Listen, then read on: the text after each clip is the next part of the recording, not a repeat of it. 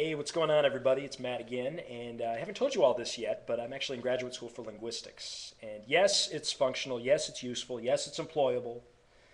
I know everyone's always thinking, oh, linguistics, what can you do with that? But it's actually more useful than you might think. So don't rip on linguistics. All right? All right.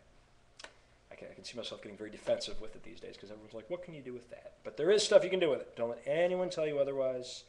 And I will probably, if I get passionate enough about it, I will probably do a segment on YouTube about it. So stay tuned for that, or don't. You might not want to see how passionate, just how much of a lingua dork I really am, but I would encourage it. Actually, it could be very useful. Anyway, so I'm actually in an American dialects class right now, and which totally fascinates me to death because I just love doing impressions and of all sorts of things, movie characters.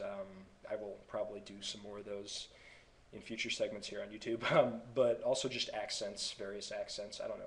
There's something about it that I just really enjoy. It's just really, I don't know if fulfilling can really describe doing impressions, but I'd say it comes pretty close for me. I don't know if it happens to do with the fact that I lived down in North Carolina for a long time. I mean, I wasn't born. Well, actually, I was born in Durham. I was born in Durham, North Carolina, but I got roots. I moved up to Yankeeville for a while up in Michigan, but then I moved back down to North Carolina, and I lived most of my life there. So I was in Raleigh, where they don't usually talk quite like this, but if you go maybe further out west, out in Kernersville, they got big buffaloes out there. You you best watch yourself, boy.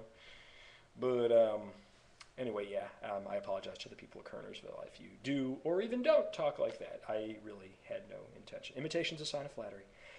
And anyway, so back to my point. I digress like crazy. I'm in this American dialects class, and the professor actually recently asked someone in the class to speak with a British accent, and I don't really consider myself to be very proficient in speaking with said accent, but I volunteered because nobody else did, and it took me a second. But one thing she said to do that really really helps, or that someone in the class said to do that really helps, is to just read material because it really helps when you're reading material. So, with that in mind, I'm going to leave the camera for a second.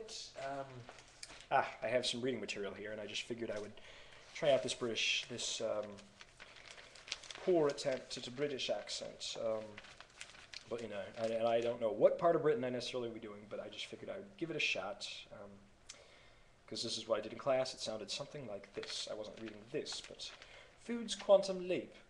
As far as reality show villains go, wildly talented Top Chef and Top Chef All-Stars alum Marcel Vigneron didn't come close to the level of Eva Russell of Survivor, or to go way back, Omarosa from The Apprentice. Still, he clashed with his fellow contestants, polarized viewers, and made headlines for being the contestant everyone loves to hate. I mean, honestly, I don't know what this article is even really talking about. I'm really just too caught up in doing this bloody accent.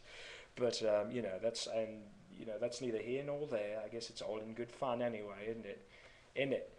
But anyway, I'm not necessarily familiar. I don't know which region of Britain this accent would be considered to be from, but one accent that I know I don't need to necessarily be rating something for is, when I'm talking about, my not so good friend. I was going to call him a good friend, but Ozzy Osbourne, whatever he is, he's just a musician, and he likes to go out and get absolutely shit-faced drunk every time.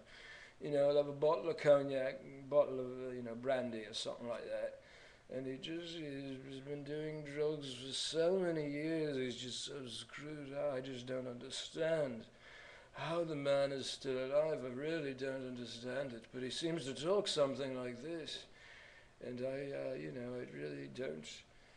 I just don't understand how he can keep going. And, and he ought to be a program on TV called, the Osbournes, where he had, two of his children, and his wife, Sharon. Sharon, yes, he's always talking. I feel like he's always calling her name. But I just can't believe he's probably rolling in dough right now, and I don't know. And then, of course, I've seen the Cockney accent, which my only experience with that is Dick Van Dyke, who I'm gonna cease to do that one because I really don't think I can do it justice. And I heard Dick Van Dyke's accent was actually rather inauthentic. But I don't want to. I feel like I'm ratting everybody out in this YouTube video cast. But I yeah I don't mean to. I mean it all in good fun. And of course, I yeah hope you all enjoy this.